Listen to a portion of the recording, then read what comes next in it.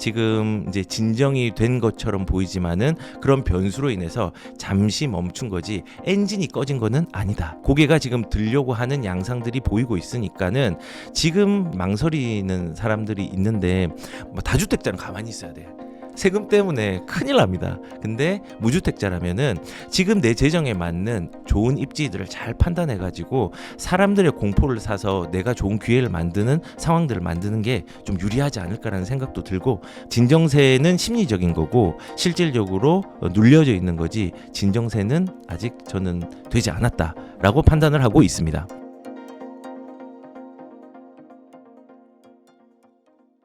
안녕하세요. 오늘 인터뷰 진행을 맡은 김혜연입니다. 오늘은 6.27 대출 규제 이후 부동산 시장의 전체적인 흐름과 그리고 전세 대란 이후 어떻게 이어나가야 할지 저희 오늘 이건록 대표님 모시고 함께 이야기 나눠보도록 하겠습니다. 대표님 안녕하세요. 네, 반갑습니다. 네, 대표님을 처음 뵙는 분도 계실 것 같은데요. 네. 간단하게 소개 부탁드립니다. 네, 저는 뭐 일단은 개인적으로는 투자자고요. 예, 그리고 남들이 조금 싫어하는 다주택자이기도 하고 그리고 조그만 사업체 미래공간연구소라는 사업체를 운영하고 있습니다. 그리고 채널은 부동산 쿨TV, 부동산 관련된 채널이고요. 뭐 아직까지 뭐 구독자는 그렇게 많지는 않지만은 많은 사람들이 꾸준히 그래도 봐주셔서 제가 한 5년, 6년 정도를 유튜브를 꾸준히 하고 있습니다. 예, 그래서 유튜버이자 투자자이자 그리고 소상공인, 저는 음식점도 하거든요. 예, 음식점도 분당 쪽에 하고 있고 그렇습니다. 여러 가지를 하고 있습니다. 엔잡러시네요. 예? 엔잡러시네. 엔잡. 예, 네. 그 여기 성정길 대표님도 그렇지 않나요? 좀 여러 가지 하고 계시잖아요. 저도 이제 기회가 있거나 뭐 가능성이 있는 일에는 일단 해보고 안 되면 개선하고 이렇게 그냥 가는 편입니다. 네. 네, 대표님 그 6.27 대출 규제 이후 이제 주택 시장이 조금 잠잠해져서 네. 약간 과열이 진정되고 있다. 이렇게 보는 분위기가 조금 많은데 대표님이 지금 보고 있는 부동산 시장 어떤가요? 지금 부동산 시장은 거래량들이 좀 떨어지는 시기이기도 하고, 그리고 지방은 조금 아직 움직이지 않는 듯하고, 그리고 수도권에도 일부의 아파트들이 움직이는 것 같고, 그래서 전체적으로 시장이 어떻게 잘 뭐 진정이 됐다 안 됐다의 문제보다 지역적으로도 조금 많이 나중엔 봐야 될 것 같은데, 우선은 거래량이라든지 이런 걸 봐서는 조금은 진정된 것처럼 보입니다. 그런데 저는 개인적으로 볼 때 우리가 대부분의 많은 규제들이 있을 때 진정된 것이 진통제를 놓은 거지 실제로 아픈데 그 아픈 거에 대한 본약을 넣은 거라고 생각을 하진 않거든요. 그래서 과거에도 그런 여러 가지 사례들이 좀 있었는데, 규제가 있을 때는 유동성이라는 돈이 풀리는 시장에 규제가 나오면은 일시적으로 정지가 될 수는 있습니다. 그런데 그 정지된 부분들이 지금 완벽하게 뭐 이제 가격들이 올라가는 부분들을 눌렀다라고 저는 생각은 하진 않거든요.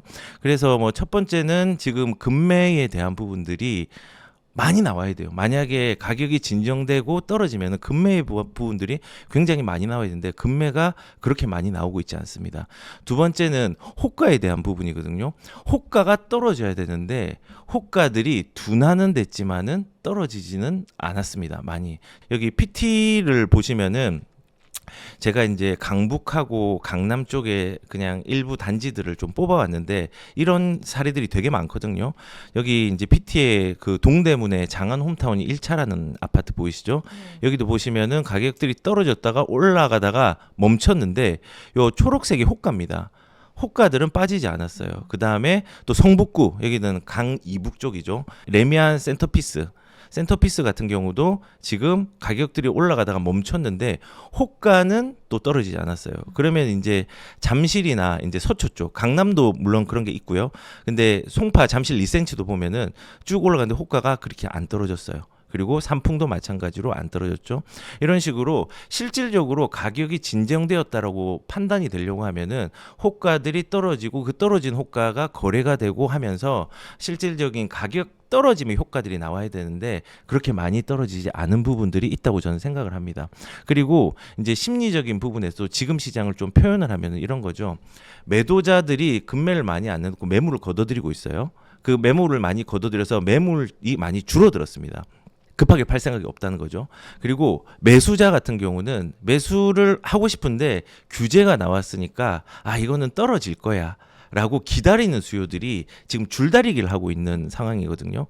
그래서 일단은 심리적으로 위축된 건 맞고, 그리고 그 심리적인 위축으로 인해서 시장에서 가격의 둔화 양상처럼 흐름이 보이고 있지만은 재밌는 거는 이번 주, 그러니까 오늘 기준으로 저번 주 이제 통계량을 보면은 둔화가 되다가 0.12에서 0.14포인트로 서울의 가격들이 고개를 다시 치켜든 양상들이 좀 있거든요.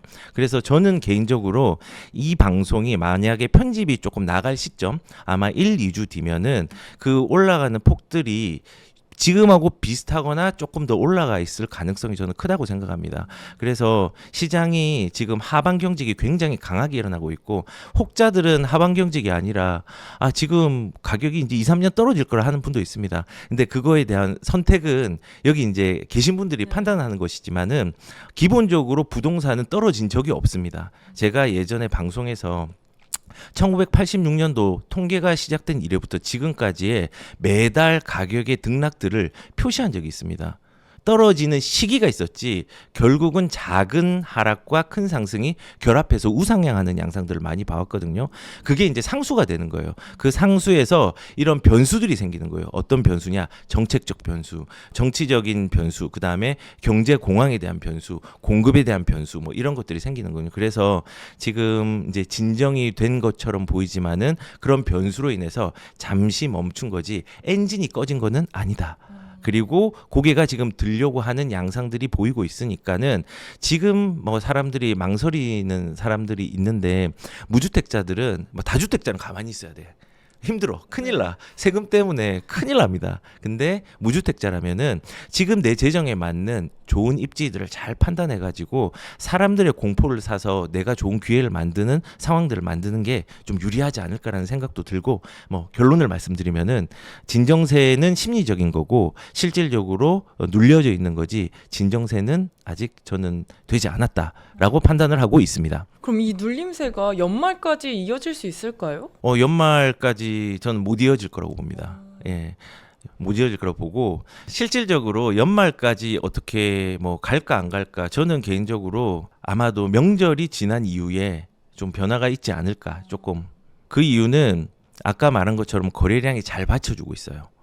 거래량을 한번 볼까요? 여기 이제 오늘 기준, 지금 녹화 당일 날짜 8월 12일 화요일 오늘 기준으로 제가 아침에 거래량을 뽑았습니다. 예, 거래량을 뽑았는데 지금 여기 왼쪽에 보면은 월별 12월간 거래량이라는 게 보이시죠? 이게 뭐냐면은 12일간이에요.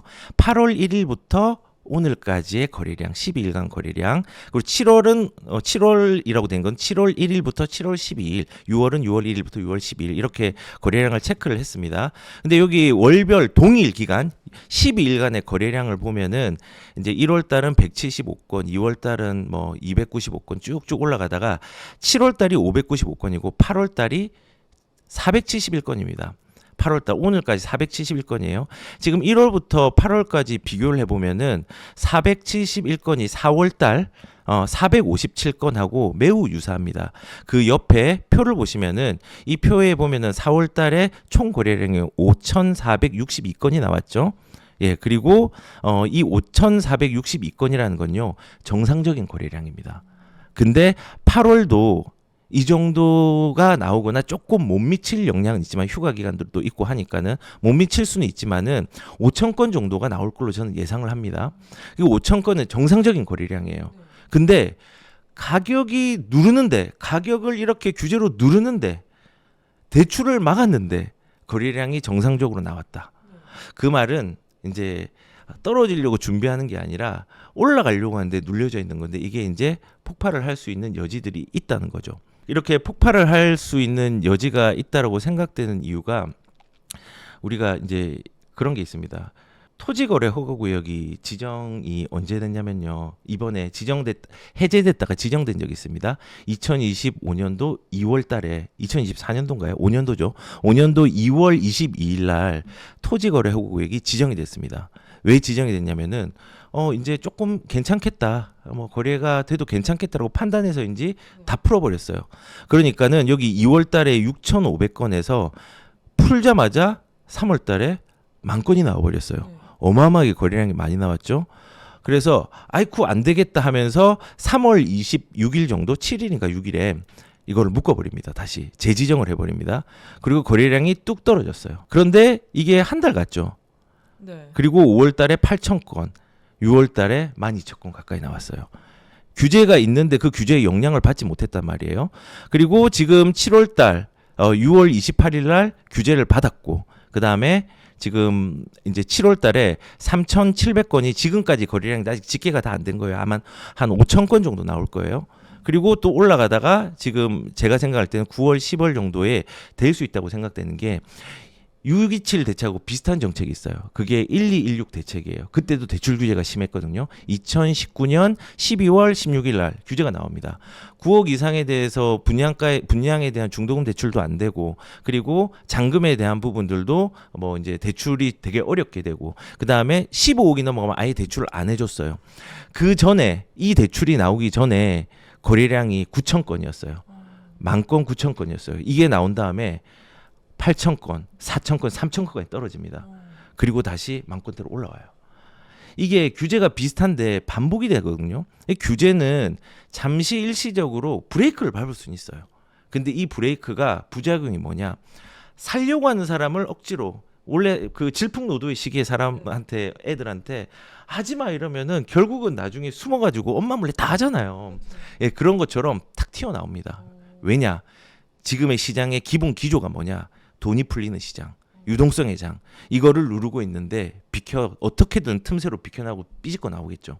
그래서 저는 개인적으로 이 삐집고 나오는 시기가 지금 그 이번 주 통계량을 봐도 조금은 머리를 살짝 들고 나오는 걸 봐서는 이게 이제 조금 치고 올라올 수 있고, 다만 대출이라는 게 아직 많이 묶여 있기 때문에 거래량이 급하게 드라마틱하게 올라갈지는 의문입니다. 하지만은 거래가 계속 이제 조금 일어날 거고, 그리고 지금 대출을 많이 막고 있는데 이 막는 부분이 총량이 지금 한도가 다 도달해가지고 은행에 대출 안 해주거든요. 이게 풀리는 게 내년입니다. 내년에는 거래량과 집을 살려고 하는 이제 유동성들이 같이 풀리는 시장이기 때문에 그때는 거래량이 좀 많이 나오지 않을까라고 이제 생각을 해봅니다. 그럼 내년에는 집값이 폭발적으로 또 오를 수가 있겠네요. 내년에 저는 개인적으로 오를 수 있는 가능성이 매우 크다고 생각합니다. 물론 이 방송에 저 말고 이제 큰일 났다, 뭐 이제 3, 4년 동안 이제 하락한다라고 하는 분도 있습니다. 우리는 그걸 어떻게 선택하는지는 여기 계신 분들의 판단에 맡기겠지만은 이 집값이 떨어진 시기들을 한번 봐야 돼요. 언제 떨어졌냐? 예전에 1978년도부터 갈게요. 1978년도에 유동성장이 엄청 펼쳐져 가지고 역대급으로 가격들이 급등합니다. 땅값이 급등하고 지금하고 비교도 안 될 만큼. 그런데 제2차 오일 쇼크가 나서 가격이 한번 쿡 떨어집니다. 그게 이제 되게 오래된 역사고, 그리고 1980년도에 가격들이 급등을 합니다. 88 올림픽 모르시죠? 저는 초등학교 다니고 있었습니다. 예, 88 올림픽 때 급등합니다. 그러다가 이제 어떻게 하느냐? 200만 호 공급이라는 걸로 줄입니다. 그리고 조금 지나다가 2000년도 IMF가 터져요. 가격이 좀 오르다가 IMF가 터져요. 그리고 또 줄어듭니다.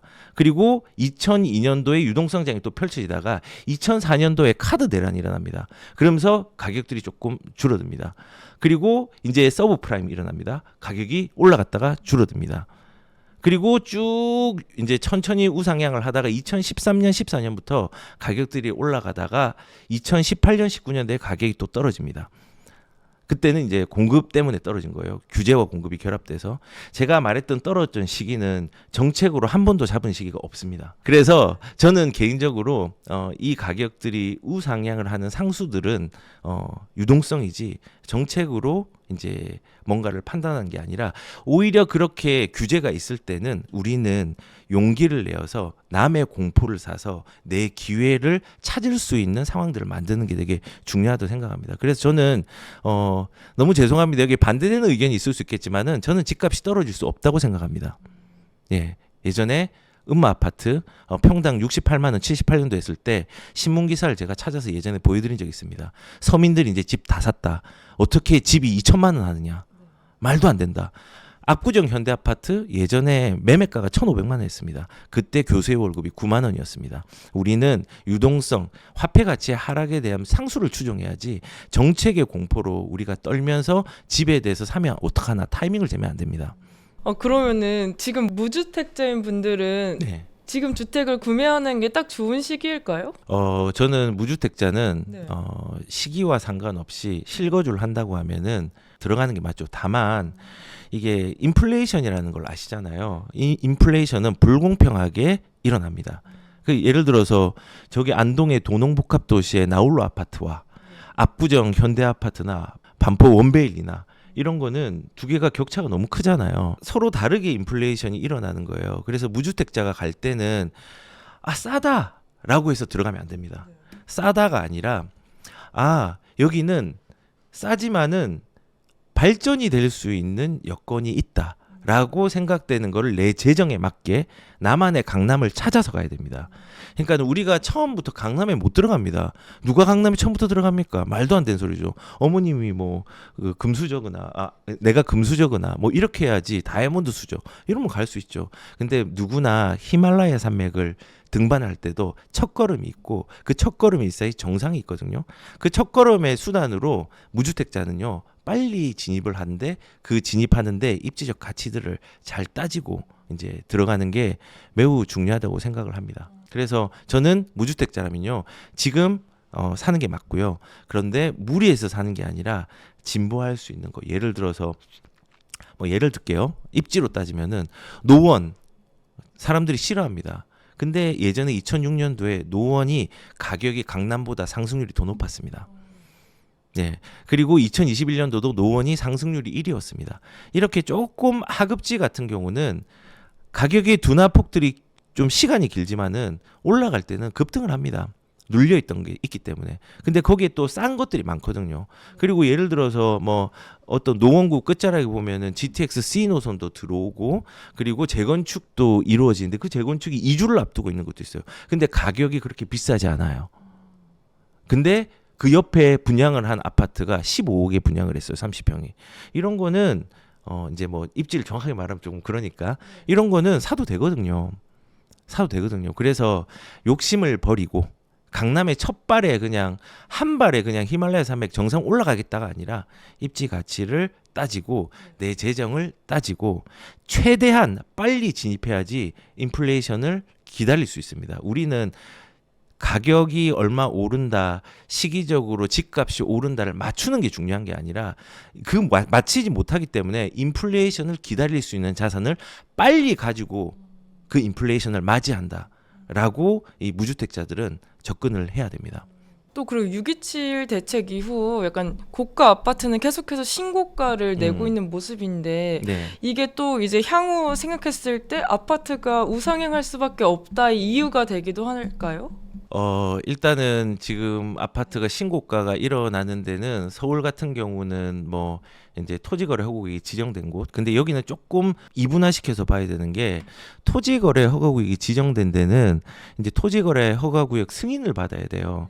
보통 밀리지 않을 때는 한 달 정도 걸리는데 지금 2달 걸려도 나오지 않은 데가 있고 한 달이 넘어서 나오는 경우가 많아요. 그러면 우리가 6.27 대책이 한데 지금 한 달하고 한 보름 정도가 지났죠. 그러면 6월 달에 계약을 해놓고 그 다음에 지금 이제 그 토지거래 허가구역이 6월 27일 이전에 계약한 것들이 지금 나오는 거가 이제 신고가가 나오는 게 좀 있을 수 있고 플러스 실질적으로 이제 그 토지거래 허가구역 지역이 아닌 한강벨트에서는 실질적으로 그와 상관없이 이제 신고가가 조금 일어나고 있습니다.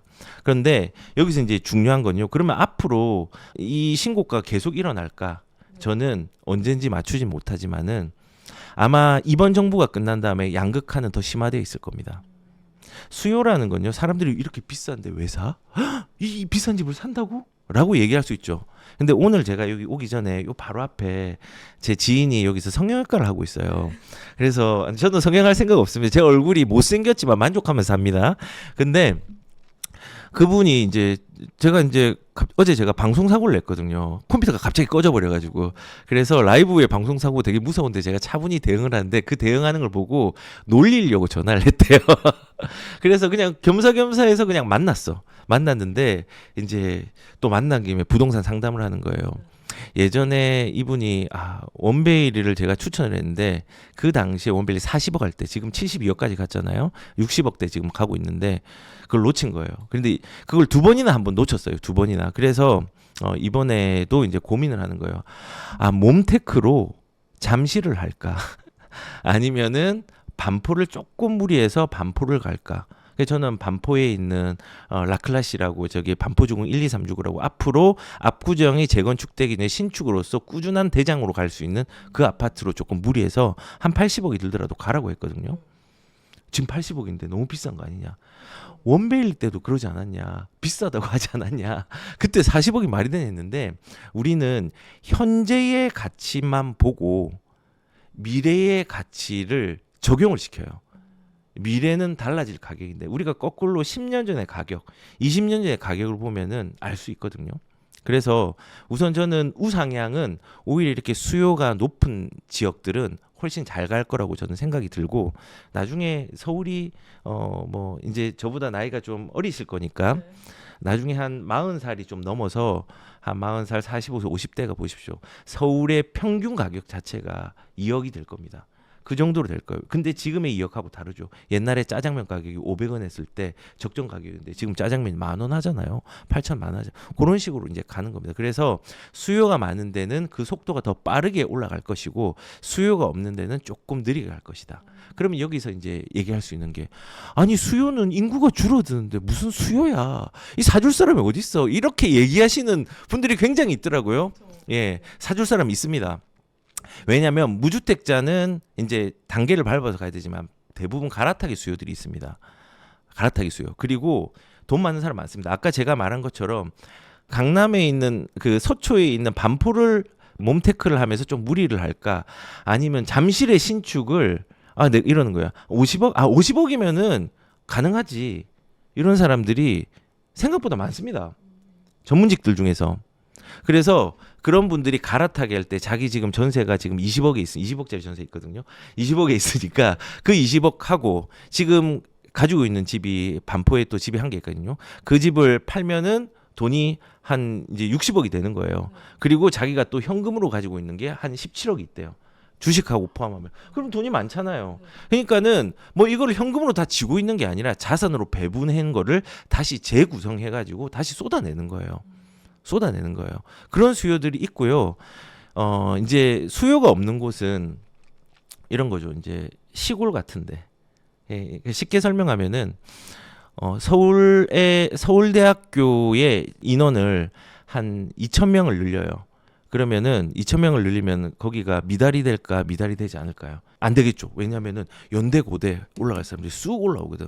연대 고대에 그럼 2,000명이 비잖아요. 그러면은 한양대, 서강대 이런데 성균관대 쑥 올라오겠지. 거기 비잖아요. 결국은 어디가 빕니까? 지방이 망합니다. 그래서 부동산은 똑같은 거예요. 수요라는 거는 인구 대비해서 있는 게 아니라 사람들의 선호와 욕망을 포함시켜야 돼요. 그 선호와 욕망이 또 가격으로 적용이 돼요.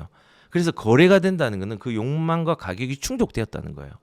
그게 인플레이션하고 결합해서 봐야지 단순하게 인구가 줄어들으니까는 사줄 사람이 평균적으로 없다라고 생각하는 거는 제 개인적인 의견이지만은 욕망을 포함하지 않은 물리적 숫자로만 바라봐서 그렇다고 저는 생각을 합니다. 그리고 세대수도 늘고 있습니다. 그리고 인구가 줄었다? 지금 15년 전에 대비해서 서울시 인구가 거의 80만 줄었습니다. 그런데 집값은 2배 이상 올랐습니다. 그건 왜 그럴까요? 부산의 인구가 예전에 400만 가까이 됐는데 지금 320만 됐는데 지금 떨어졌다고 하지만은 그때에 비해서 훨씬 많이 올랐습니다. 왜 그럴까요? 그게 인구로만 평균적으로 내서 하면 안 된다는 거를 좀 얘기를 좀 드리고 싶고, 예, 그리고 아까 질문으로 다시 돌아와서 그런 고가의 아파트들 예전에 떨어진 적이 있습니다. 예전에 타워 팰리스 같은 경우도 2010년도 그때에 14년도 13년도 그쯤이죠. 그때에 34억짜리가 17억이 된 적이 있습니다. 지금 60억 하거든요. 금방 해보겠어요. 그래서 상급지 같은 경우는요. 떨어지는 폭이 클 때는 굉장히 큽니다.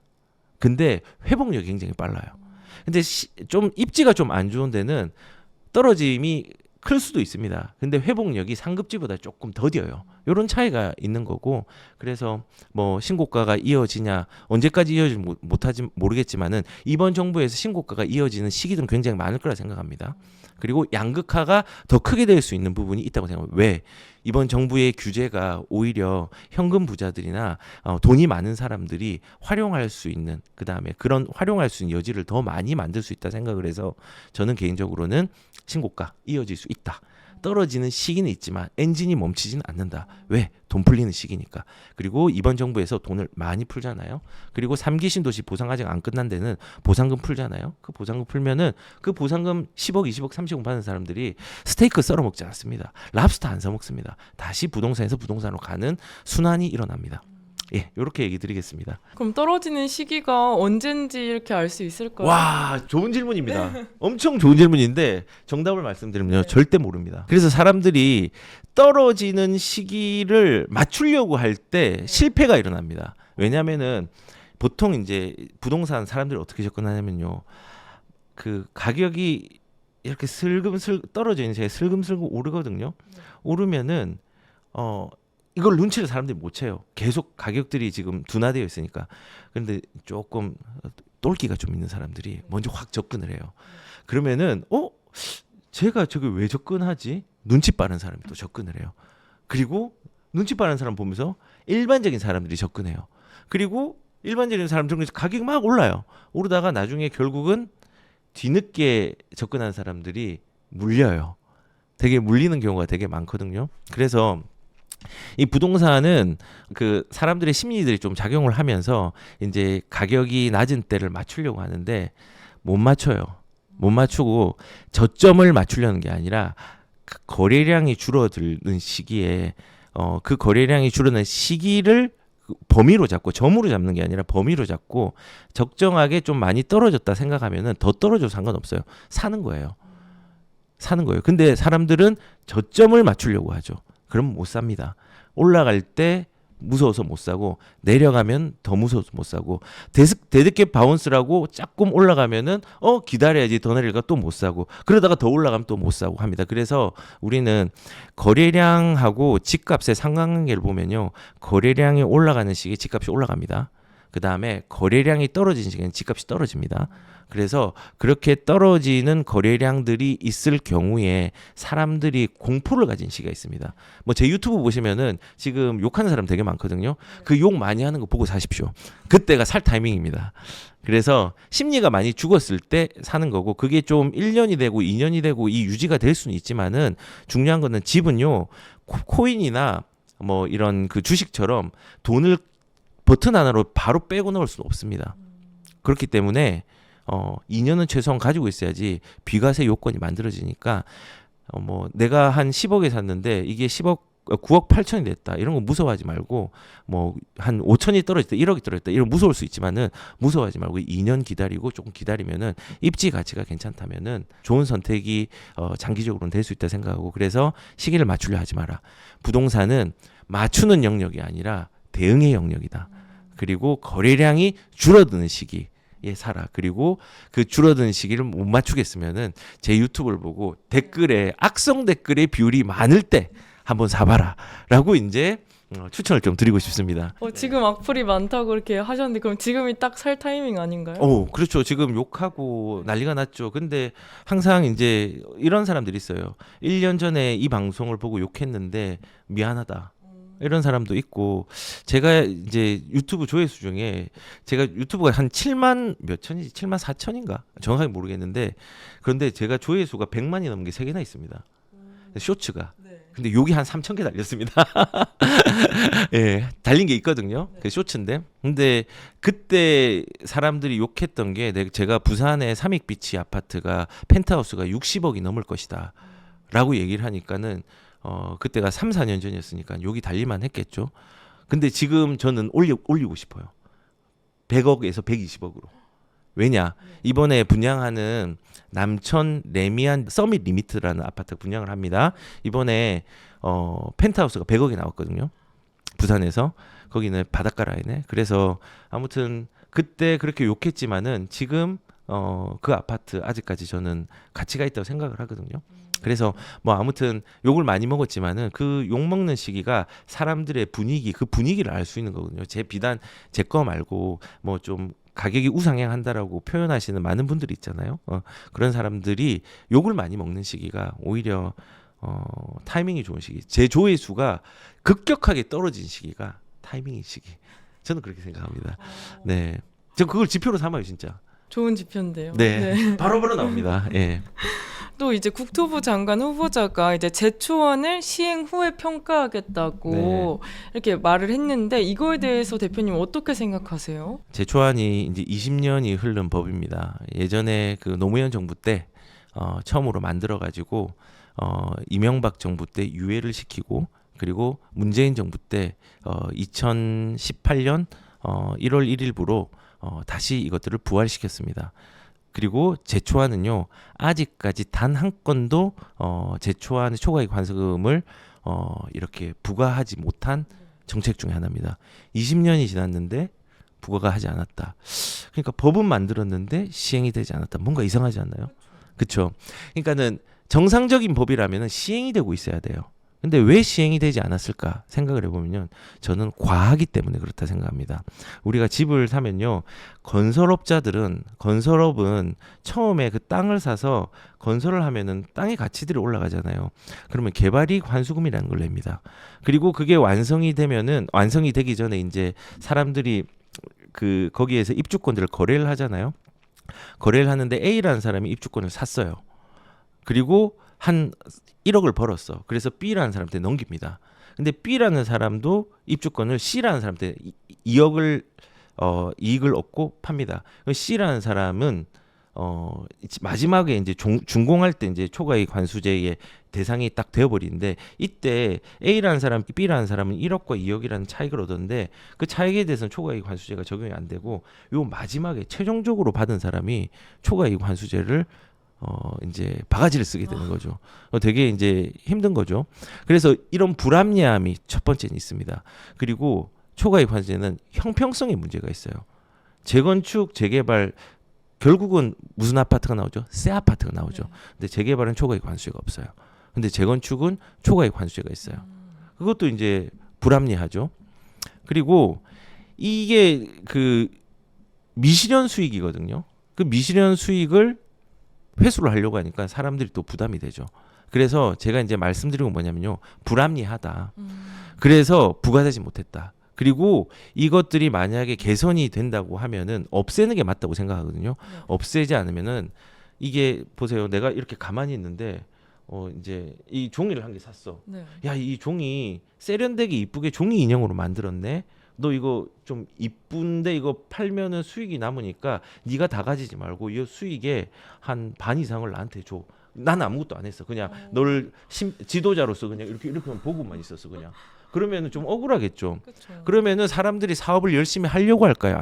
안 하려고 합니다. 사업성이 떨어집니다. 사업성이 떨어지면 무슨 일이 일어날까요? 공급이 지연이 됩니다. 공급이 지연되면 어떻게 될까요? 가격을 자극합니다. 가격이 자극되면은 매매가만 자극될까요? 전세가도 자극이 됩니다. 왜냐? 전세가 한 번씩 나와줘야지 전세가가 진정이 되거든요.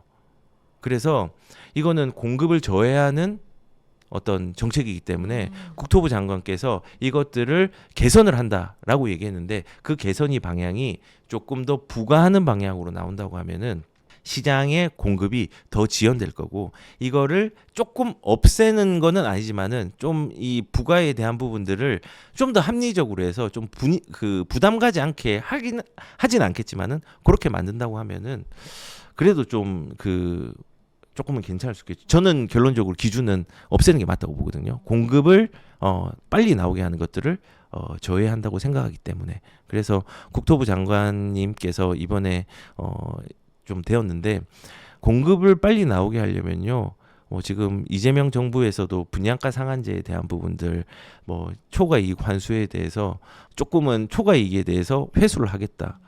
그럼 또 사업성 안 나오고 공급 느려지거든요. 공공주택을 많이 짓겠다. 사업비가 많이 나오기 때문에 부담이 돼서 사업이 또 늘어지거든요. 이런 정책들, 물론 서민들을 위해서 어려운 사람들을 위해서 하는 건 좋지만요. 시장의 진정에는 도움이 되지 않는다고 저는 개인적으로 생각합니다. 아니 네가 뭔데? 그런 얘기를 하냐? 네가 무슨 공무원이야? 그래서 저 공무원 생활을 했습니다. 저는 저도 공직에 좀 오래 있었고 도시계획 쪽이나 이런 부동산 분야에서 오랫동안 있었고 뭐 조금 웃기긴 한데 저는 이재명 바로 직속에 있었습니다. 그 기조실에 있어서 이재명 정부의 어떤 상황들을 많이 봐왔거든요. 뭐 정치적 발언이 아니라 그냥 그런 걸 보면서 저도 이제 그 정치적 성향이라든지 이런 것들을 조금 느낀 바가 있습니다. 제 정치 성향을 밝히지는 않았습니다. 그런데 뭐 일단은 그런 공급을 느리게 하는 정책들은 좀 지향하면서 갔으면 좋겠다. 서민들이 원하는 정책을 할 수는 있지만은 규제를 너무 하게 하면은 결국은 조금 서민들이 어려워지는 상황들이 생길 수 있으니까 그거를 고려해서 정책들이 나왔으면 좋겠다. 그 일환으로 초과이익 관수제도 공급에 대한 지연들이 일어나고 그 부담을 가중하는 것 자체가 결국은 조세의 정가 및 귀착이 일어난다. 그 돈은 나중에 팔 때 그것들을 정가시켜 버립니다. 그런 것들도 조금은 정부에서 좀 이해했으면 좋겠다. 그리고 그렇게 좀 없어졌으면 좋겠다라는 바람도 담아봅니다. 그럼 대표님이 약간 네. 이제 하반기가 이제 얼마 안 남았잖아요. 얼마 안 남았죠. 2025년도 이제 얼마 안 남았는데 이제 남은 하반기 시장 큰 변수가 있다면 뭐가 있을까요? 하반기 시장의 변수는 정책적 변수가 있겠죠. 그러니까는 일단은 이제 당장의 변수는 이제 이번 달에 이제 취득세 관련된 세제의 기조들이 나올 겁니다. 왜냐하면 7월 넷째 주, 다섯째 주 목요일 날 이제 원래 그 조세 개편이 일어나거든요. 근데 8월 달에 이제 지방세 개편이 일어나요. 근데 취득세는 지방세거든요. 그래서 지방세에 대한 부분들이 이제 기조가 어떻게 될 건지 실질적으로 바뀌지는 않을 겁니다. 지금 취득세가 뭐 1주택이면은 뭐 6억 이하는 1%, 뭐 나중에 이제 2주택이면은 조정 대상지역은 8.4%, 3주택이면 12.4%, 그리고 지방에서는 뭐 4주택이면 12.4% 이렇거든요. 근데 이 기조가 만약에 바뀐다면은 큰 변화가 일어날 겁니다. 거래량이 폭발하는, 그리고 똘똘한 채보다는 오히려 지방으로 분산되는 효과들이 분명히 일어날 겁니다. 근데 그거는 일어나지 않을 것 같은데, 이런 세금에 대한 변수가 없는 한 거래는 늘어날 거고, 세금의 변수를 생기게 하려고 하면은 그게 이제 가격들을 조금은 일시적으로 또 주춤하게 하는 역할들을 할 거라고 생각을 합니다. 근데 아까도 기조 처음으로 다시 돌아와서 기조가 똑같은 게 세금, 대출, 수요자를 억누르는 정책 자체가 집값을 못 억누르기 때문에 이 눌려져 있을 때 내가 기회가 된다면은 집을 사는 게 좋겠죠. 그래서 변수는 정책적 변수가 있겠다. 그 정책적 변수는 세금, 대출 있겠다. 지금 전세 자금 대출 DSR 뭐 이렇게 한다라고 하는 부분들 그렇고, 그 다음에 보유세에 대한 부분들, 공정시장 가액 비율이라는 비율이 원래는 한 65% 전후로 윤 정부에서 이제 조금 낮춰놨는데 이걸 올려버리면은 보유세가 엄청 올라가겠다. 그 올라가면은 집을 좀 과도하게 가지고 있는 사람들은 던지려는 사람들이 일부 나온다. 언제까지 나오냐? 2026년 5월 8일 이전까지 나온다. 왜냐? 2026년 5월 8일이 양도세 중과가 부활되는 날이라고 저는 생각을 합니다. 그래서 그 이전에까지 쏟아낼 수 있는 여건들이 조금 있을 수 있겠다라는 생각도 가져봅니다. 그래서 변수는 정책이다. 그리고 이제 정치도 변수가 있지만 여기는 정치 방송은 아니니까 정치는 얘기 안 하겠습니다. 하지만은 정책으로 볼 때는 세금과 대출이 이제 변수가 되는데, 그런 게 나올 때마다 꿈찔꿈찔 할 거다. 그런데 예전에 우리가 116 대책, 그다음에 2017년도 8.2 대책, 9.13 대책, 220 대책, 이런 정책들의 모든 것들을 보면은 특징이 한 달, 두 달, 길게는 6개월, 7개월 지난 다음에 다시 머리가 올라왔다. 저 같은 경우는요, 실례로 뭐 저 욕하지 마십시오. 저는 다주택자입니다. 그냥 이미 선포했습니다. 2017년 8.2 대책 엄청난 공포스러운 정책이 나왔습니다. 저 한 달 뒤에 등기 쳤습니다. 그 다음에 2019년 9.13 대책 더 어마어마하게 규제가 강화됐습니다. 저 두 달 뒤에 등기 쳤습니다. 그 결과가 어떠냐면요, 인플레이션의 상승에 수혜를 입었습니다. 실례로 그냥 그 정부에서 규제가 났을 때 그때 사람들이 집값 끝났다고 했거든요. 그래서 하반기는 저는 하반 경직 심하고 변수는 정책이 있겠지만은 그 정책적 변수가 있음에도 불구하고 그때를 무서워하는 시기가 아니라 기회로 삼고 필요한 사람들은 모든 사람이 아닙니다. 내 재정 상황과 여건들을 허락하는 부분들을 확인한 다음에 진입을 하는 것들을 좀 추천을 드리고 저는 멈추지 않을 것 같습니다. 그리고 이제 바닥을 다지는 것은 8월, 9월이다. 네, 저는 그렇게 생각합니다. 명절 이후에 움직임이 있을 수 있다. 변수는 정책이다. 그 정책은 뭐냐? 세금과 대출이다. 예, 이렇게 말씀드리겠습니다. 네, 전세난을 예고하는 전문가분들이 정말 많은데 서울의 전세 시장 이제 전반적으로 동향 어떻게 흘러갈까요? 한간에는 그 전세가 없어진다. 네. 그런 얘기를 하는 사람들도 되게 많습니다. 근데 이 전세 제도가 제가 고서들을 그러니까는 조선 시대부터 뒤져봤습니다.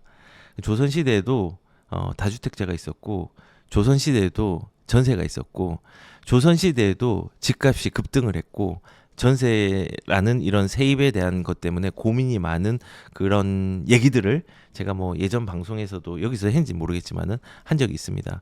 전세는 일단은 지금 많이 줄어들었습니다. 많이 줄어들었고 앞으로 조금 더 줄어들 것 같습니다.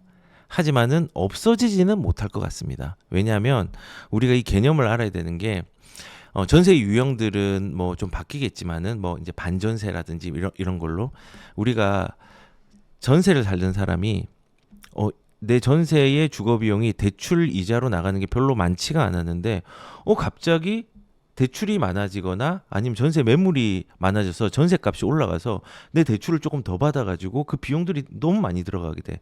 그러면은 어디로 올라갔냐? 월세로 올라갑니다. 근데 월세로 하는데 월세가 또 유리하다 생각했는데 결국은 월세보다는 또 전세가 유리한 시기가 있습니다. 그렇게 왔다 갔다 하다가 결국은 또 매매로 가거나 이렇게 했거든요. 우리는 선택지가 4가지밖에 없어요. 첫 번째 선택지, 매매의 선택지. 두 번째 선택지, 전세의 선택지. 세 번째 선택지, 월세의 선택지. 네 번째는 노숙자의 선택지. 그 선택지 중에서 왔다 갔다 하는 거거든요. 근데 노숙자는 사람들이 원치는 않겠죠. 근데 움직이는 거는 매매밖에 없는데 이 전세가 줄어드는 시기가 분명히 있을 거고 반전세가 유행한 시기가 있을 거고 그럴 겁니다. 지금은 전세가 많이 줄어드는 시기입니다. 왜 줄어드는 시기냐? 매물도 작은데 전세를 못하게 정책적으로 조금 아쉬운 정책을 하고 있어요.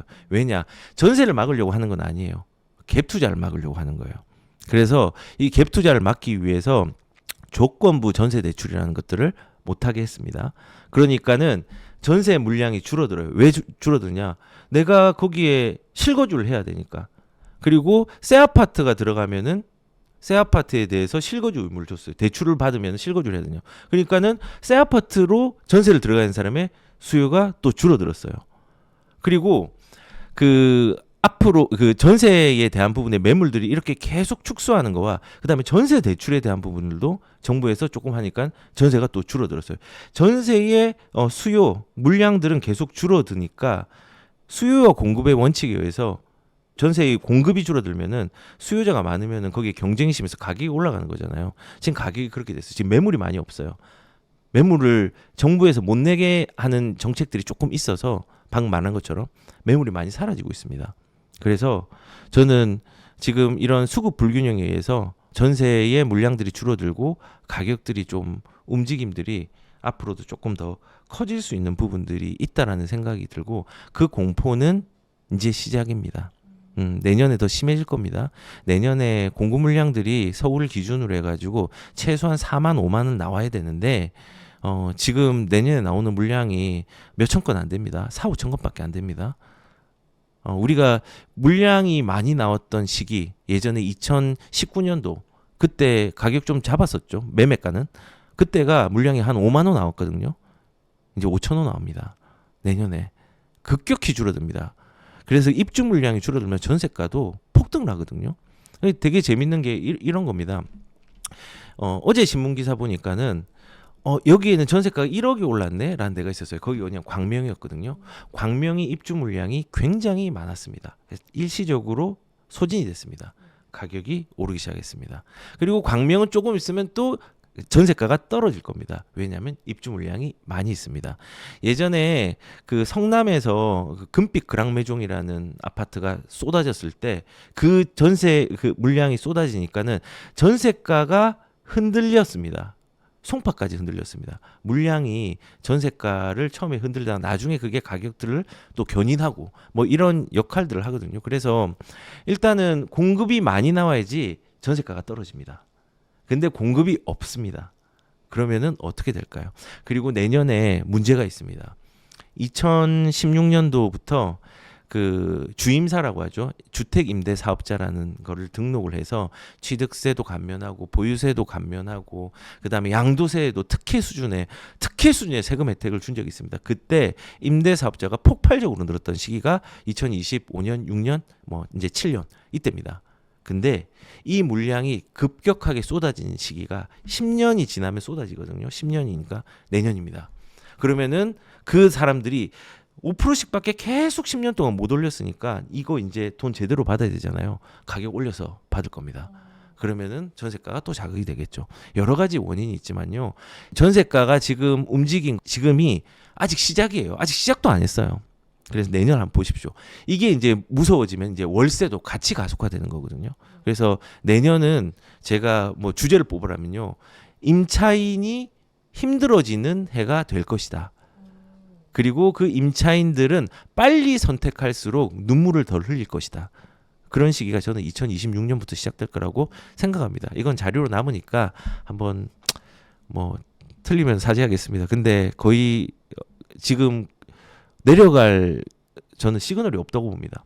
가격들이 전세도 마찬가지고 그렇습니다. 그래서 추이를 말한다면은 지금은 시작점이다. 수급 불균형으로 인해서 그 수급 불균형이 원래 있었는데 정책적으로 물량을 더 줄게 만들었다. 대출 규제라든지 전세 대출 규제라든지 이런 것들, 정책 자금에 대한 규제라든지 그리고 이제 공급이 안 나오는 부분이 내년에 이제 결합이 된다라는 거죠. 그래서 추이는 좀 그렇게 될 것으로 예상하고 있습니다. 그럼 지금 전세 만료를 앞두고 계신 분들은 어떤 네. 선택을 하면 좋을까요? 집을 사세요. 네. 근데 집을 사는데 이제 제가 좀 기준을 드릴게요. 예언님은 부동산에 관심이 많으신가요? 부동산에 자산 중에서 어디에 관심 많으세요? 전 아무래도 기본적인 돈이 많이 없어서 주식이나 코인. 좋습니다. 저는 주식을 하고 있습니다. 네. 예, 주식을 하고 저는 미국 주식만 합니다. 그리고 뭐 이제 코인도 이제 비트코인이나 이런 뭐 것들은 지금 뭐 엄청나게 많이 올랐잖아요. 근데 저는 이렇게 생각합니다. 이제 일단은 종잣돈이 없다면 네, 코인이나 미국 주식들을 하시는 게 맞다고 생각합니다.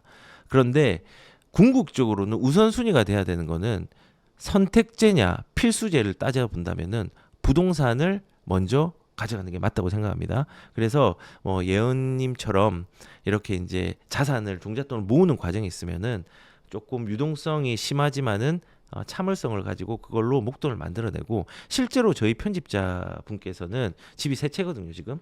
근데 이제 30입니다. 네. 처음에 미국 주식으로 종잣돈을 모으고 저랑 상담을 받아서 제가 다 계약하는 대로 따라가고 하면서 집을 산 거예요.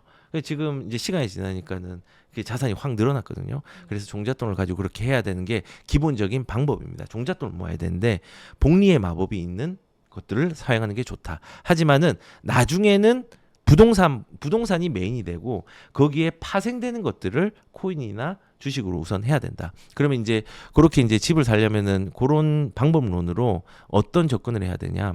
전세 만료 왔던 사람은요, 이 기준을 가지고 집을 사십시오. 돈이 부족한 사람은요, 경기도로 가십시오. 서울의 하급지나.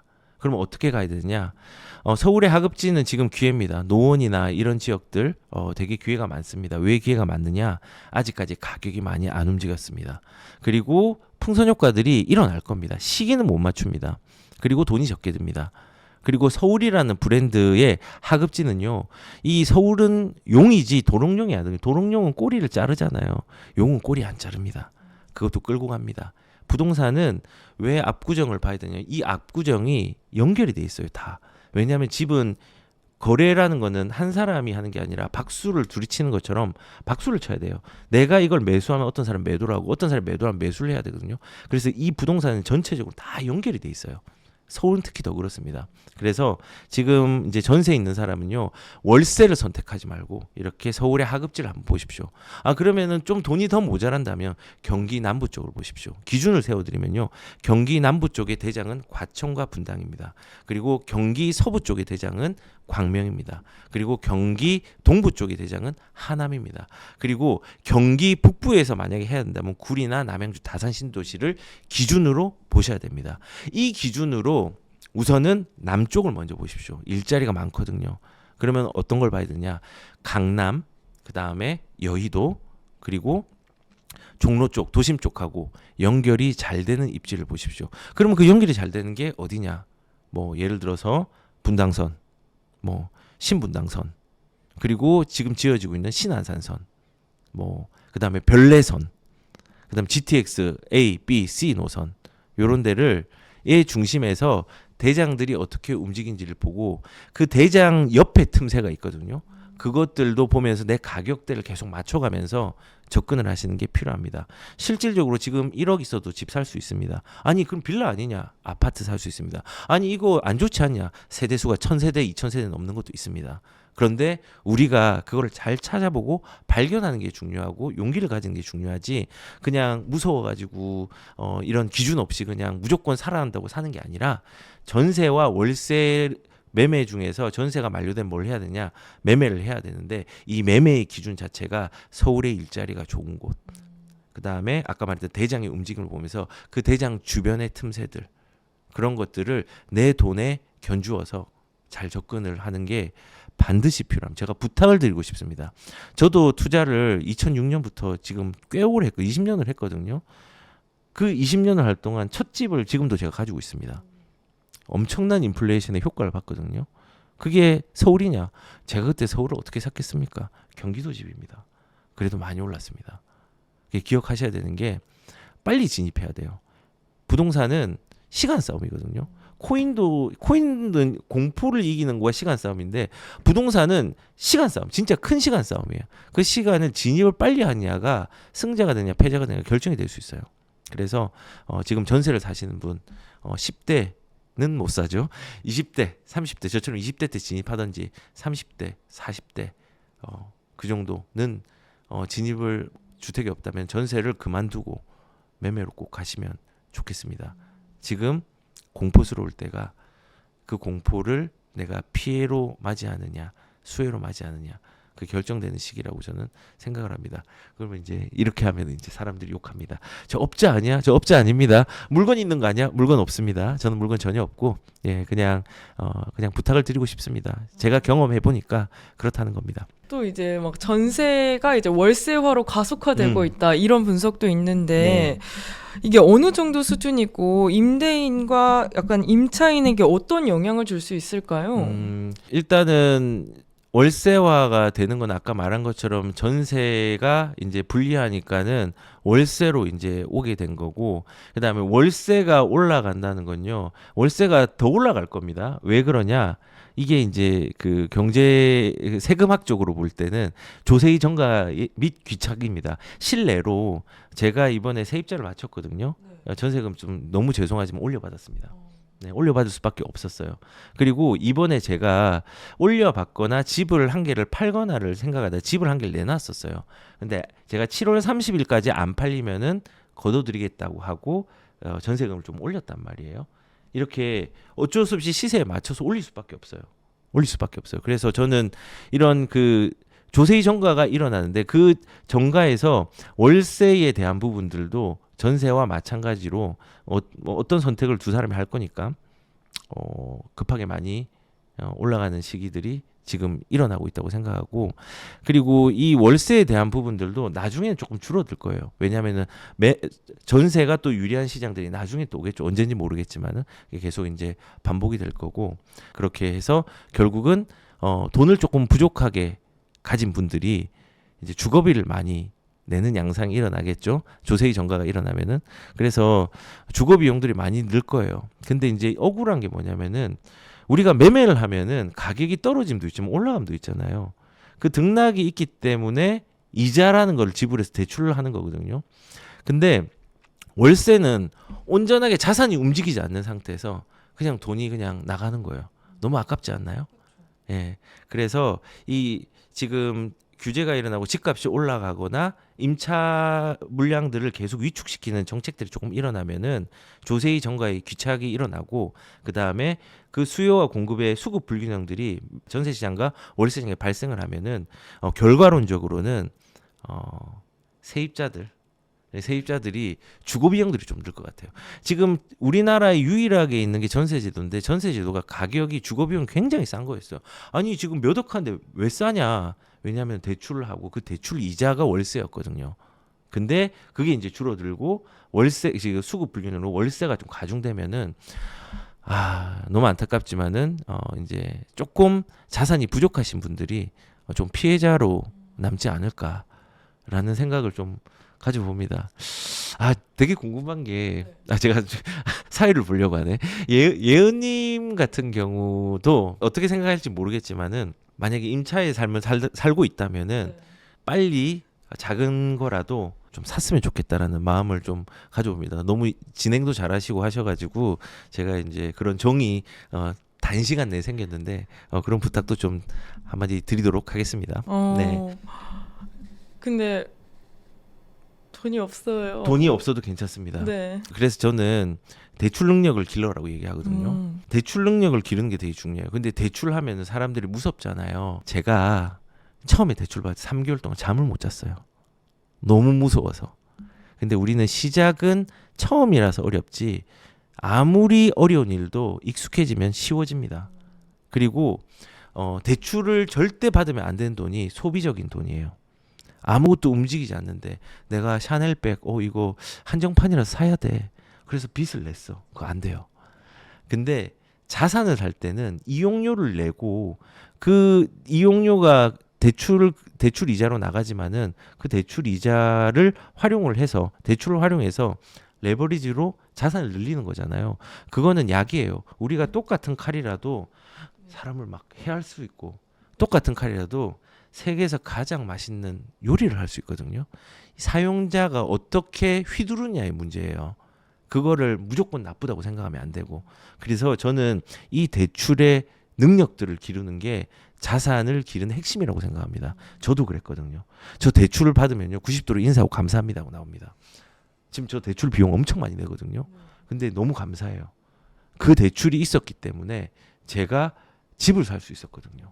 그리고 제 가족을 지킬 수 있는 자산을 모을 수 있었거든요.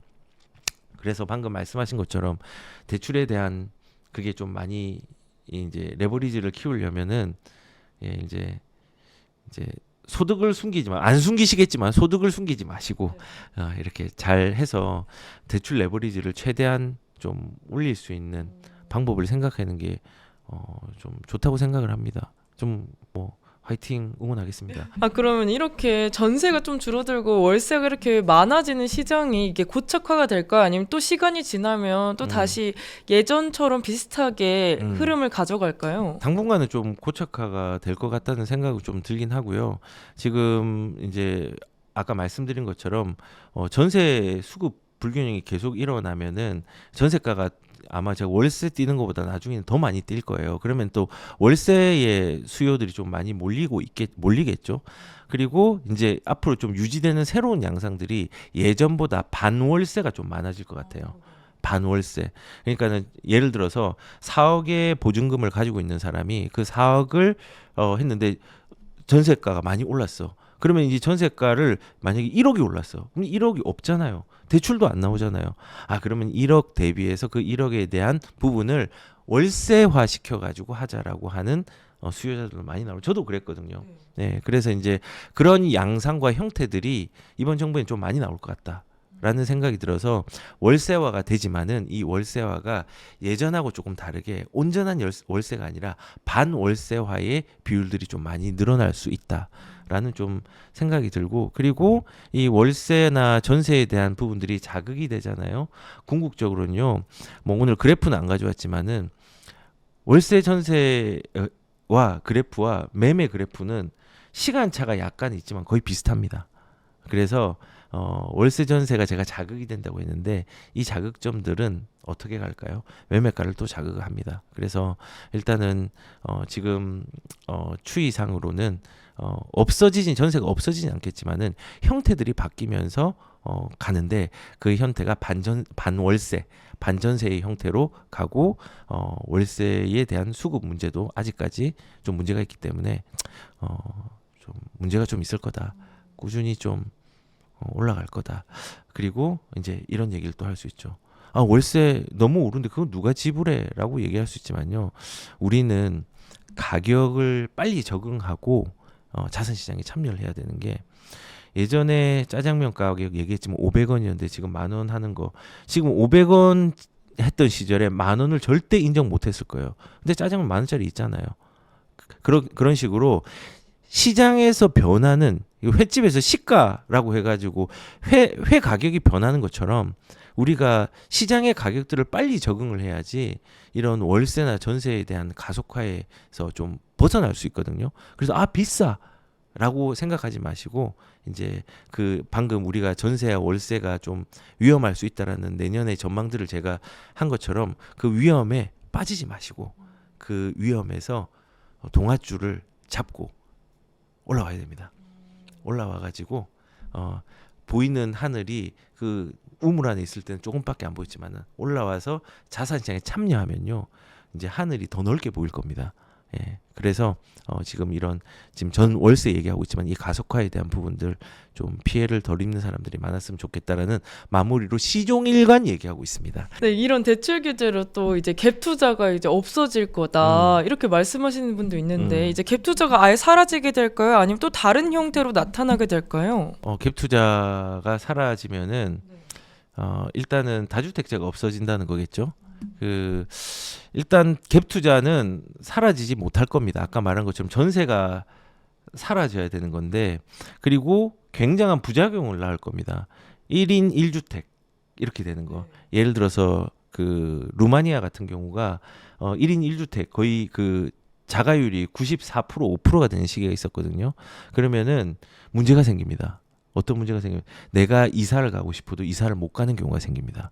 그리고 공사를 해야 되는 건설업 관련 종사자들, 이사업체라든지 뭐 예를 들어서 뭐 그런 파생되는 경제들이 있잖아요. 거기들이 많이 정지가 될 겁니다. 그래서 경제도 실제적으로 어려워졌어요. 그래서 아마 1인 1을 이상적인 거긴 하지만은 그렇게 되면은 문제가 있다라는 거 하나랑 그리고 없어질 것이냐의 문제에 대해서는 관례적으로 우리가 그 법상에서 관례상 관습상 도로라고 해가지고 여기가 계획도로는 아니고 도로로 지정돼 있지 않는데 관습상 도로를 또 인정해 주는 게 있어요. 그게 지금 전세가 관습상 인정되어서 지금까지 왔단 말이에요. 유구한 역사를 가지고. 근데 이 역사가 사라지지는 않을 것이다. 그래서 전세 얘기를 하는 이유는 갭 투자는 전세랑 관련이 있으니까. 그리고 이 작은 주거비를 지불하기 위해서는 전세가 필요한데 지금 민간에서 이런 전세를 담당하는 건 다주택자인데 거의 85%가 민간에서 이런 전세 물량을 냅니다. 그 전세 물량을 낸다는 갭 투자를 했다는 거겠죠. 그리고 나머지가 공공에서 냅니다. 아니 그러면 공공에서 85%를 내면 되지 않느냐? 재정 파산납니다. 못합니다.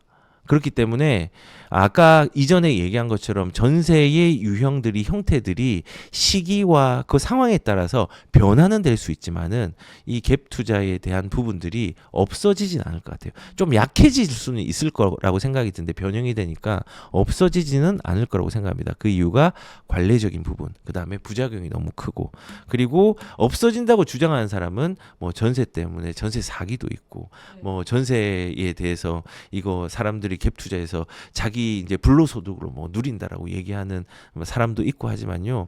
결국은 다주택자들이 집을 쏟아내야지 전세가가 안정이 됩니다. 진짜입니다.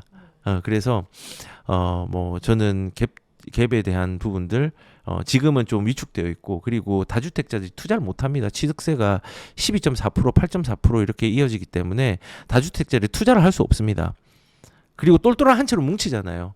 그 취득세가 풀리면은 지방에도 다주택자들이 몰려갈 건데 지금 그게 안 되거든요. 그래서 갭 투자가 위축될 겁니다. 그리고 지금은 다 그 뭐 집 10채 사라 이렇게 하는 사람 없습니다. 그래서 위축된 상황이고 실거주만 움직이기 때문에 기존의 다주택자들만 지금 저처럼 그냥 뭐 버티고 지키고 이렇게 하고 있는 상황이기 때문에 이제 갭 투자에 대한 수요는 엄청 많이 줄었다. 그리고 갭 가격 자체도 예전하고 상당히 많이 달렸다. 그래서 위축은 조금 불가피하지만 없어지진 못할 것이다. 관례적인 부분과 그 부작용들이 굉장히 크기 때문에 예 그렇게 생각합니다. 또 그럼 전세 대출에 대한 정부의 추가적인 대응이 나올 경우 또 시장이 어떤 파장을 갖고 올까요? 우리 시장이 참 불쌍합니다. 저는 그 세입자들 뭐 제가 뭐 애민 사상 가지고 뭐 그런 건 아니지만은 이게 좀 전세 대출을 하는 이유가 그분들을 못 살게 하려고 하는 게 아니라 갭 투자를 막으려고 하는 거거든요. 그래서 전세 자금 대출을 이게 전세 우리가 대출을 안 받고 전세를 가지고 있는 사람은 전세 자금 대출을 받고 전세에 들어가잖아요. 그러면은 갭 투자하는 사람은 내가 대출을 받지 않고 이렇게 집을 한 개를 가지고 전세를 끼게 해서 살 수 있는 부분인데 요거를 막기 위해서 정부에서 전세를 막는 거거든요. 근데 전세를 막으면은 아까 말한 것처럼 그 막는 부분으로 전세 자금이 안 나오는데 뭐 지금 전세를 할 수 있나? 그러니까 월세가 되는 거거든요. 그렇게 계속 틈새로 이렇게 왔다 갔다 틈새로 물이 흘러간단 말이에요.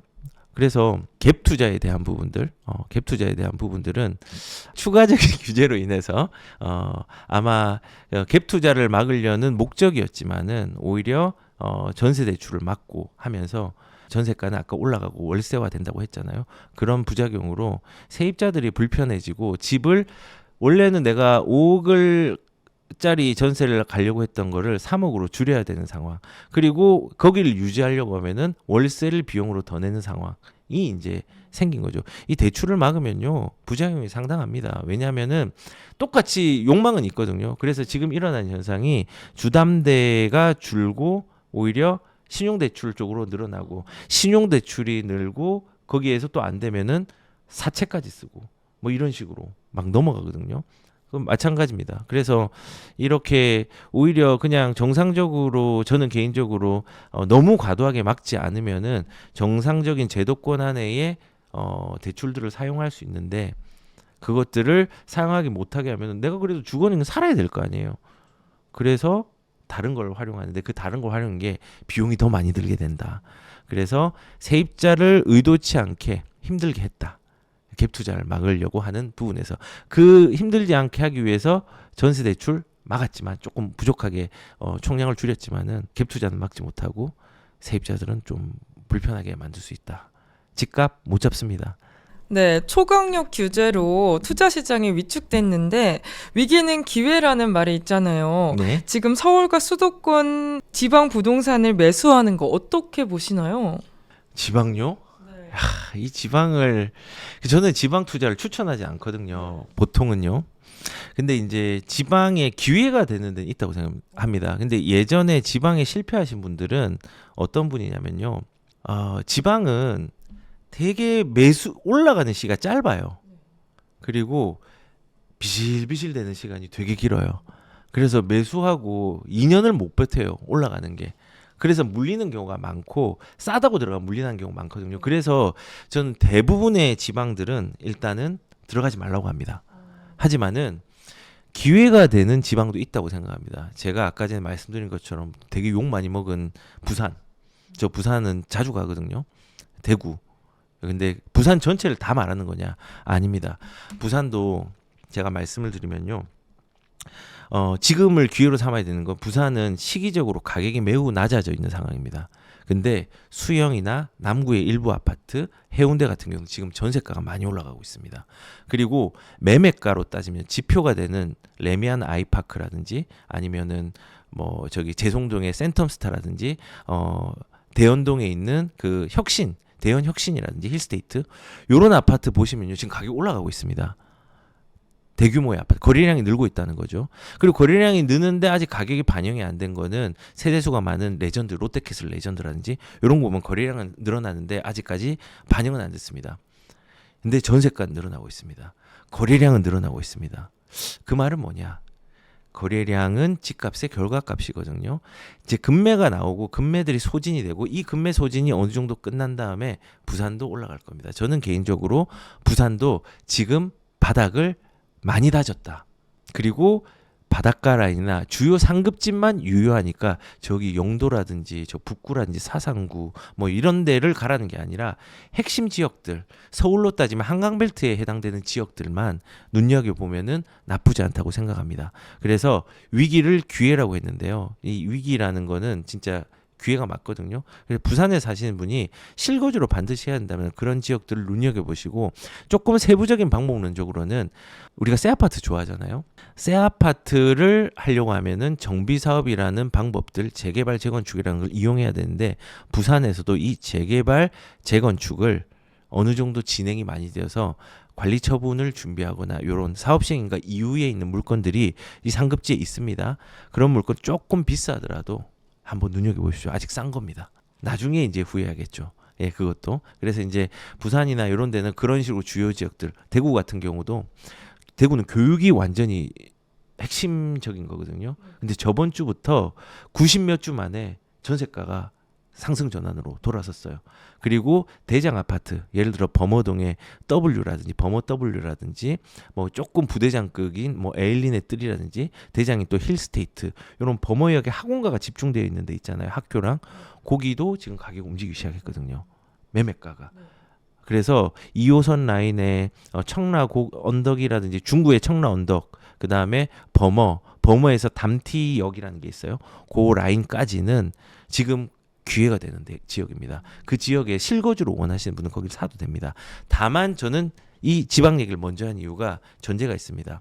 우선순위를 투자를 원하신다면 우선순위를 수도권으로 우선순위를 2대 실거주로 불가피하게 해야 되는 경우라고 하면은 이 지방에 있는 주요 지역들을 선택하라는 말씀을 드립니다. 그래서 이런 기회가 되는 지역 중에 하나가 저는 이제 수도권 같은 경우는 경기도 쪽하고 아까 말했던 노원에 대한 부분 뭐 이런 하급지 관악 이제 노원 이런 지역들 괜찮거든요.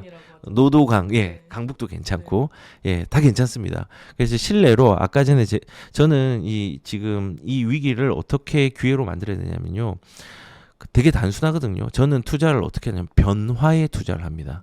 변화 어떤 변화냐? 내 주변이 변하고 내 물건이 변하는 거. 내 물건이 변하려면은 재개발 재건축이죠. 그다음에 내 지역이 변하려고 하면은 주변에 일자리가 들어오거나 교통이 일자리랑 연결이 잘 되거나 이 자체적인 어떤 뭐 주거 환경이 또 개선이 되거나 이런 것들이 있는 겁니다. 요런 데를 잘 찾아야 됩니다. 노원에도 있습니다. 도봉에도 있습니다. 그다음에 관악은 조금 없고요. 조금 부족하긴 한데 서부선이 있긴 한데 관악도 일부 있고요. 은평도 있습니다. 그래서 이런 지역들 유심히 보십시오. 괜찮습니다. 서대문도 괜찮고.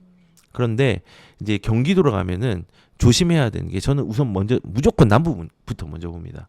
남부권에 일자리 아까 연결 잘 되는 데라고 했는데 좀 괜찮은 지역들 이제 돈이 좀 많다 이러면 과천하고 분당이죠. 근데 많이 올랐거든요.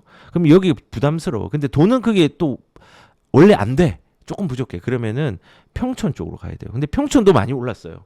신고가 찍은 데가 있어요. 그러면은 어떻게 해야 되냐? 그 틈새 옆에 의왕이나 궁포로 가야 돼요. 거기 싼 거 많거든요. 의왕 같은 경우도 뭐 실내로 하나만 예를 들게요. 의왕 같은 경우도 의왕의 인도권이 유명하죠. 인도권이 유명한데 인도권에서 도심으로 가면은 도심은 지금 빌라들 많고 아파트도 낡았고 이래요. 근데 거기는 뭐 예를 들어서 오전 나구역, 오전 가구역, 고천 나구역, 고천 가구역 뭐 이런 식으로 해서 정비 사업들이 거의 후반부로 가 있어요. 한 3억 5천, 4억대로 살 수 있는 물건들도 지금 이주가 끝났거든요. 그런데도 그 정도로 살 수 있는데 거기에 분양 예전에 2년 전에 분양한 게 8억이니까 지금 분양하면 10억 되겠죠. 그런 이제 주변이 변하는 지역들이 너무 많단 말이에요. 그런데 역도 들어와 공사도 하고 있어. 그 다음에 뭐 세대수로 따지면 거의 한 7천 세대가 거기가 신축들로 딱 휩싸여져요. 그리고 서울로도 오기도 편해. 그런 변화가 있는데 가격적으로 서울에 못 들어가면은 그런 지역들도 봐도 된다는 거죠. 아, 그거보다 난 돈이 더 모자라라고 하면은 뭐 예를 드는 거면 이걸 꼭 사라는 거면 수원 쪽으로 가도 돼요. 수원은 분당선이 있잖아요. 분당선에 있으면은 분당도 영통이나 이런 데 보면은 옆에 삼성 있죠. 그다음에 리모델링으로 신축 준비하고 있는데 지금 사업 승인이 난 물건들도 있죠. 그다음에 학원과 형성 제일 크게 되어 있죠. 그다음에 거기 몰세권이죠. 그리고 분당선에다가 인동선이 추가돼서 더블 역세권 들어가고 있죠. 주변의 아파트들 리모델 다 변화를 하려고 했죠. 근데 투자금은 얼마 안 들죠. 이런 데가 있단 말이에요. 그래서 나는 돈이 1억이 없는데 1억 없어도 돼요. 5천으로 살 수 있어요. 그리고 안 좋은 걸 사냐? 그것도 아니에요. 좋은 건데 상대적으로 좀 기다림이 좀 필요하지만은 5천으로 아무것도 안 하는 것보다 뭔가를 하는 게 낫거든요. 그런 데를 들어가야 되고. 아, 이것도 조금 힘들어. 이거랑 조금 더 작게 들어갈 수 있는 데가 없을까? 그러면은 여의도랑 연결되는 신안산선. 주변에 안산도 괜찮거든요. 안산 사람들이 생각할 때 별거 지금 여기가 이미지가 좀 안 좋은 도시이긴 해요. 그렇지만은 왜냐 안산이 경기도에서 외국인 거주가 제일 많거든요. 왜냐하면 거기 공단이 있으니까 그 공단에 외국인이 되게 많이 이제 일을 합니다. 근데 그 중에서도 안산에서 30평대가 10억이 넘는 아파트가 있거든요. 대장은요. 거기가 이제 특징이 뭐냐? 바로 몰세권이고 그 다음에 약간 준신축이고 그 다음에 뷰가 좋고 이런 데가 있어요. 근데 안산도 2억대의 아파트, 투자금이 아니라 그냥 매매가가 2억대 아파트에도 재건축인데 그런 요건을 갖춘 데가 있단 말이에요. 여의도까지 뭐 한 이제 20분 만에 가는 거, 30분 만에. 20분만 30분만에 가면은 일자리에 연결이 잘 되니까 그런 지역들, 그런 것들 한번 유심히 보면서 기회를 찾아봤으면 좋겠습니다. 우리는 강남에 가는 게 절대적인 목표가 될 수는 있죠. 돈을 뭐 바라는 사람은. 근데 나만의 강남을 쌓아가는 게 더 중요해요. 내 돈에 맞게. 제가 상담하신 분 중에서 어떤 분이 지금 강남에 집 개포동하고 음마아파트 한 개 가지고 계시고 분당에 집을 한 개 가지고 계시거든요. 근데 그분이 시작점이 뭐였냐면요. 빌라였어요. 거기서부터 시작한 거예요. 그래서 지금 시장에 비난이 쏟아지는 많은 상황들이 있습니다. 근데 이제 우리가 평균적인 소식을 평균적으로 반응하면은 평균 이하의 사람밖에 안 됩니다. 근데 평균적인 소식들, 지금 사람들이 대중이 와 무섭다 하는 이 시기를 평균 이상의 상황으로 용기를 내서 받아들여서 잘 공부를 해야 되겠지만은 입지를 선정해서 지금 간다고 하면은 그 이상의 자산들을 가질 수 있습니다. 근데 그 기준들은 우선은 저는 서울 쪽, 그 다음에 수도권의 서울과 일자리 연결이 잘 되는 곳, 그 다음에 지방에 있는 사람은 그러면 나 서울 아닌데 그런 사람은 서울이 투자처로, 그 다음에 그 지방에 자기는 실거주로 임차로 사는 방법으로 지금의 위기를 극복하는 상황들을 잘 살펴봤으면 좋겠습니다. 그럼 지금 시점에서 똘똘한 한 채가 나을지 아니면은 서울 외곽의 상승 흐름을 타지 않는 곳이 나을지 뭐가 더 효과적일까요? 이것도 케이스가 다릅니다. 일단은 제 케이스를 얘기해 드릴게요. 저는 그지였습니다. 돈이 많이 없어요. 지금도 뭐 그렇게 뭐 자산가라고 표현하기는 어렵지만은 그래도 그냥 외식도 조금 할 수 있는 수준으로 왔으니까는 부자는 아니지만은 저는 다주택자가 된 이유가 돈이 없어서 다주택자가 됐거든요. 내 상황이 그 당시에 10억, 20억 있었으면 전 다주택자가 안 되고 좋은 거 한두 개를 가지고 있었을 것 같아요. 그런데 그때는 안 됐기 때문에 다주택자가 되었고 마침 그때 기회가 되었어요. 갭도 작았고 뭐 이런 부분이 있어서 된 거거든요. 그래서 저는 말하고 싶은 게 만약에 저는 이렇게 말하고 싶어요.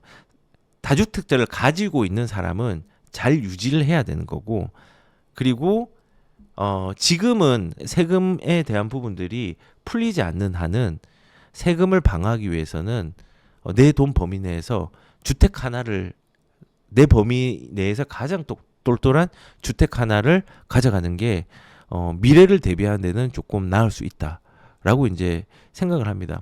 그래서 뭐 이런 그 주택에 대해서 내 형편을 아는 게 되게 중요하거든요. 저는 아까 말한 것처럼 다주택자를 한 이유가 돈이 없어서였거든요. 근데 지금은 다주택자가 나을까요? 똘똘 한 채가 나을까요?의 개념에서는 지금은 자기의 형편에도 중요하지만 정책의 형편도 중요한데 주택을 여러 개를 놓으면 되게 불리합니다. 그러니까는 우선은 범위 내에서 하나를 가져가시고 그리고 돈이 그래도 이제 이렇게 가져가다가 남는다. 돈이 이제 또 돈을 벌 거잖아요. 뭐 코인을 하든지 뭐 미국 주식을 하든지 해가지고 뭐 돈이 좀 불어나서 이게 남는다 이러면은 그때는 더 똘똘한 채로 갈아타거나 아니면은 그게 좀 부족하다고 하면은 그 돈을 활용해서 뭐 이런 주요 광역지자체의 집이라든지 아니면은 수도권의 집을 하나를 더 사도 괜찮습니다. 단 여기서 주의할 점 뭐냐면요.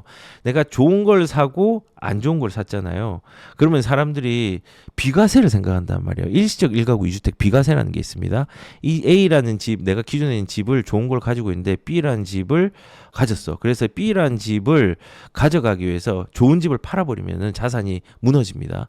왜? 비과세 때문에. 그럴 때는 2주택을 끝까지 끌고 가시고 나중에 세금에 대한 부분들이 조금은 완화가 되었을 때 기존에 안 좋은 집을 팔고 내 제일 좋은 집은 최종적으로 비과세를 가져가는 전략들을 가는 게 필요하겠죠. 그래서 결론적으로는 우선은 전체 정체적 환경적으로는 한 채가 좋다. 근데 이제 상황에 따라 좀 달라질 수 있지만은 지금 상황은 그렇다.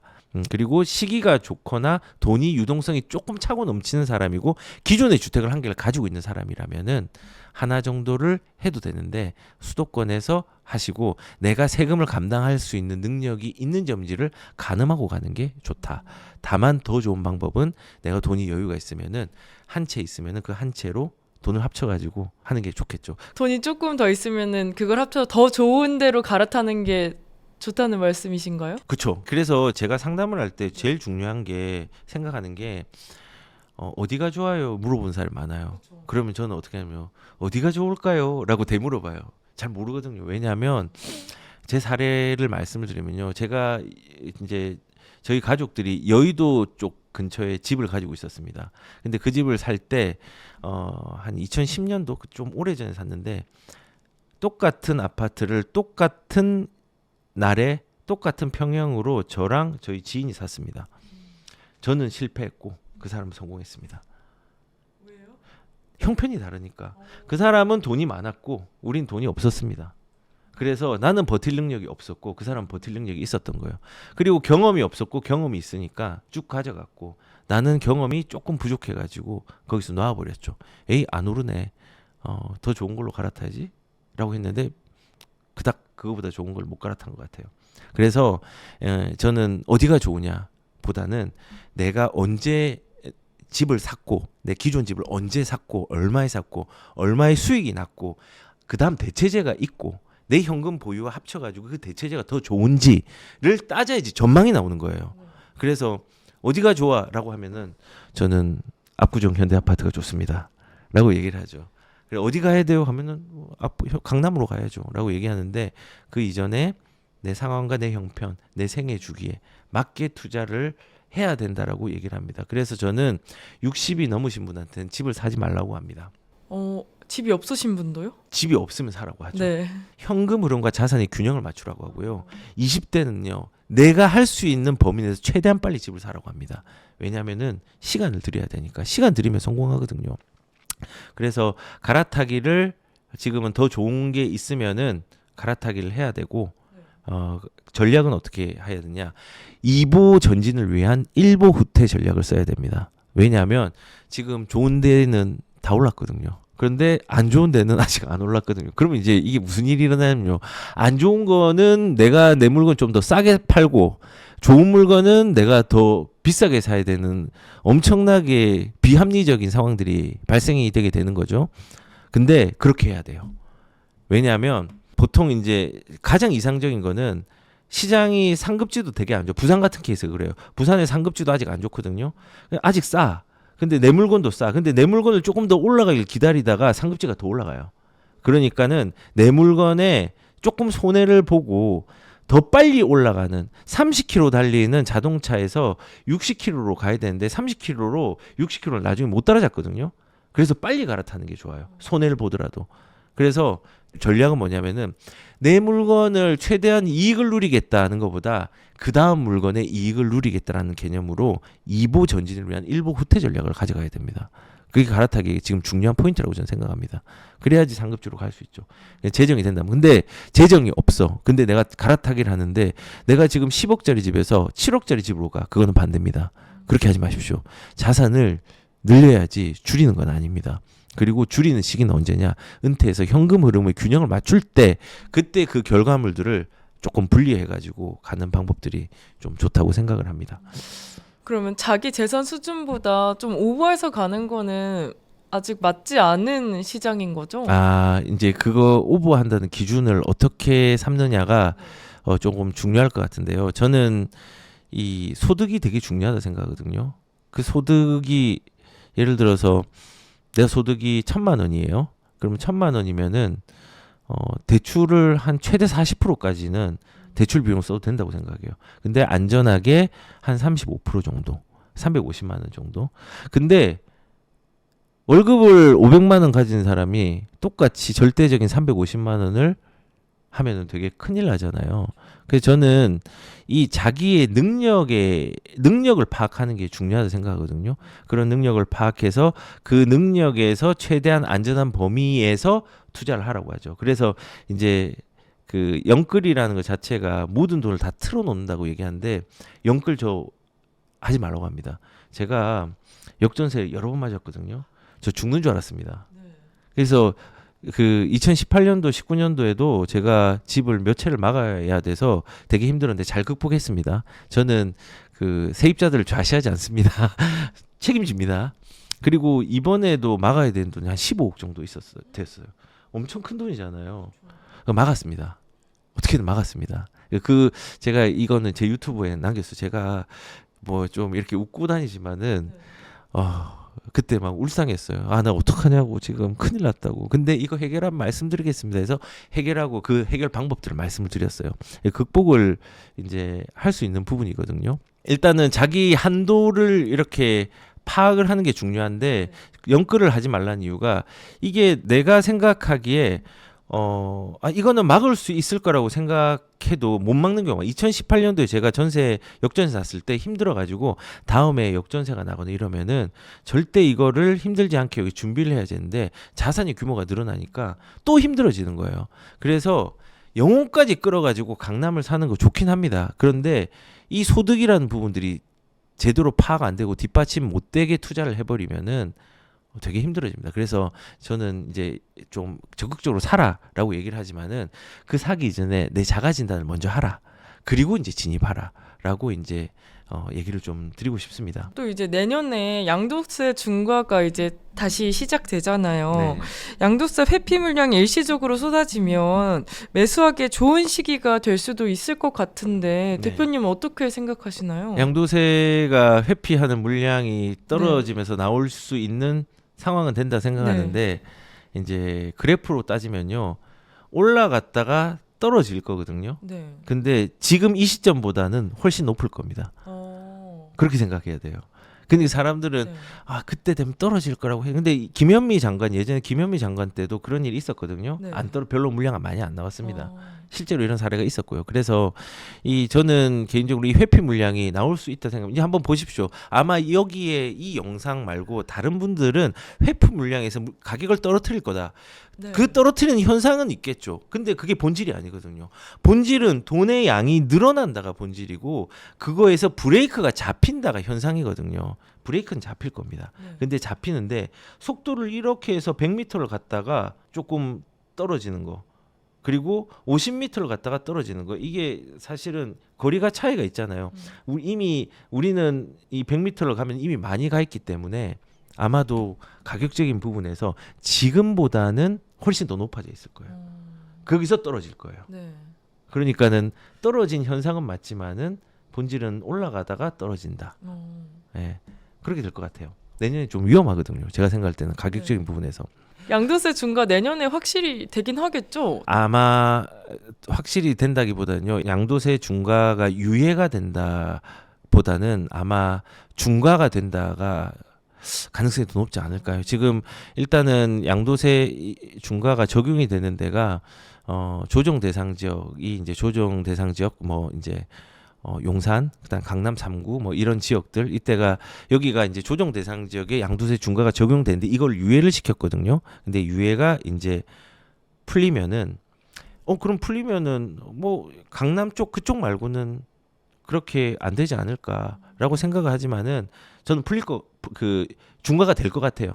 그러면 이제 시장이 막 풍선 효과가 일어나고 움직이면은 조정 대상 지역을 확대를 해가지고 이 중과에 대한 부분들을 또 부과하지 않을까라는 염려가 됩니다. 제 기우였으면 좋겠는데 그리고 그 이유는 지금 이제 정부의 기조 자체가 그 여러 가지 정부의 기조들이 있잖아요. 근데 지금 정부의 기조는 이제 돈을 푸는 정책들을 많이 쓰고 있기 때문에 우리가 돈을 푸는 기조는 반드시 생산을 해가지고 돈을 풀어야 되는데 그 생산이 지금 많이 안 나오는 상황이기 때문에 세수 증세는 조금 불가피하지 않을까. 또 그 일환으로 이 중과에 대한 부분도 활용되지 않을까라는 또 이제 생각을 또 가져봅니다. 네, 그래서 저는 예상컨대 지금 정부의 기조 그다음에 지금의 추이로 볼 때는 중과가 다시 부활한다. 이 유예가 끝난다. 종식되고 부활하지 않을까라는 생각을 조심스럽게 가져봅니다. 그러면은 지금 1주택자나 무주택자 입장에서 가장 주목하면 좋을 지역 네. 아까 대표님이 약간 노원하고 네. 그 과천하고 구리 말씀해 주셨잖아요. 네. 그 세 군데면 완벽할까요? 제가 네. 그냥 큰 틀에서 말씀을 네. 드리겠습니다. 서울에 돈이 부족하면은 그러니까 네. 돈이 많으면은 강남권입니다. 실거주 강남권. 근데 이제 기준 자체를 돈이 조금 부족하다는 기준으로 잡으면은 색을 보면 서울에서는 노원. 네. 네. 그리고 경기도에서는 용인 입지적으로 나쁘지 않아요. 왜냐하면 이유도 설명드릴게요. 그다음에 지방으로 또 가야지. 네. 예, 지방의 부산 같은 경우 수영. 요렇게 이제 세 개를 좀 뽑고 싶습니다. 대표적인 것들 뽑았고요. 용인은 노원 같은 경우는 아까 발전하는 양상들이 되게 큰 지역이고 하급지지만은 용의 꼬리는 반드시 용은 꼬리를 도마뱀 자르지 않는다 말씀을 드렸고 용인 같은 경우는요. 용인에 지금 이제 예를 들어서 그 플랫폼 시티라는 게 지금 개발이 되고 있거든요. 근데 그 안에 뭐가 들어가면요. 대기업이 거기에 입지를 하려고 노력을 하고 있습니다. 저도 이제 도시계획을 전공했기 때문에 거기에 종사하시는 분 관련된 분들하고 얘기를 하다 보니까 대기업이 눈독 들이고 있는 지역이에요. 대기업이 들어가면요. 주변의 땅값들이 굉장히 많이 치솟습니다. 그래서 그 주변에 수지라든지 구성이라든지 보정 쪽 주변들이 뭐 가격들이 조금 오르긴 했지만은 저는 거기가 예은님처럼 좀 젊은 사람들이 주목하기에 좋은 지역이라고 생각을 합니다. 부산 같은 경우 수영은 사람들이 해운대가 1등이라고 생각하지만요. 수영에 이제 남천동이나 이런 지역들은 해운대를 능가하는 아파트가 나올 겁니다. 그래서 그런 수영의 그 능가한 아파트 주변에 또 괜찮은 아파트들이 조금 있으니까 그런 것들을 또 주목하는 게 좋지 않을까라고 총 세 가지에 대해서 서울만 하면 재미없잖아요. 경기도도 하고 그다음에 부산도 하고 이렇게 해야죠. 네, 그래서 세 개라고 있지만 하나 더 얘기하고 대구 같은 경우는 담티역이라고 있거든요. 그 대림고등학교 근처에 또 싼 아파트가 있는데 거기가 교육열이 굉장히 높습니다. 그런 지역들도 또 한번 아파트 명은 말 안 했으니까 네. 예, 좀 주목했으면 좋겠습니다. 그럼 반대로 약간 여긴 좀 피하면 좋겠다는 지역도 있을까요? 오, 많죠. 네. 많죠. 일단은 저는 도농복합 도시는 다 피합니다. 예, 그리고 경기도로 따지면은 광주 좀 피합니다. 예, 광주 피합니다. 왜냐하면 제가 이제 경기도청에 있을 때 규제 개혁을 담당했었거든요. 규제 개혁을 할 때 규제가 가장 많은 지역이 어디냐면 광주입니다. 어떤 규제냐, 뭐 개발 제한 구역, 상수도 보호 구역, 뭐 이런 것들 있잖아요. 그런 것들이 너무 많이 밀집된 데가 이제 광주. 그리고 또 이천에 예를 들어서 지금 하이닉스가 이천에 있거든요. 이게 이제 용인 쪽으로 옮겨가게 된 이유가 규제 때문에 그런 거거든요. 거기에서 대규모 아파트 크게 확장해서 못 짓습니다. 특히 또 광주 같은 경우는 이런 거죠. 광주를 오염시키면요. 서울에 있는 3분의 2의 사람들이 물을 공급이 안 됩니다. 그러니까 보호해야 되잖아요. 보호해야 되는 지역이지 주거로서 발전할 수 있는 지역은 아니에요. 그리고 서울하고 인접한 지역들은 웬만하면 다 괜찮은데 광주는 그런 규제가 좀 심하다. 이천도 조금 있다. 그리고 그 위쪽으로 넘어오면 연천, 동두천, 포천 이런 데는 추천 대상지 아닙니다. 서울과 붙어 있어요. 단단하게 붙어 이렇게 가까이 붙어 있어야 돼. 그런 데가 좀 이제 좀 좋은 데고 그 외의 지역들은 피해야 되는 지역 중에 하나라고 생각합니다. 그럼 또 지방도 부산하고 대구 빼고 네, 그냥 피하는 게 좋은가요? 뭐 예를 들어서 저는 뭐 비슷하게 움직이는데 부산으로 예를 들면 부산 주변에 양산이라고 있거든요. 그런 데는 이제 오히려 부산에 투자하는 게 훨씬 낫고 그냥 광역지자체 이외에는 좀 안 봤으면 좋겠어요. 그리고 광역지자체 안에서도 이 되게 편차가 심하거든요. 예, 그래서 광역지자체에서는 상급지 상급 물건만 봐야 돼요. 그렇게 이제 구분을 하시고 가면 될 것 같습니다. 그리고 싸다고 사는 게 아닙니다. 싸다고 사는 거 아닙니다. 지금 경기도에도 시흥 정왕동 위쪽에 보면은 2천만 원, 3천만 원 주고 산 집이 있습니다. 아파트가 사면 안 됩니다.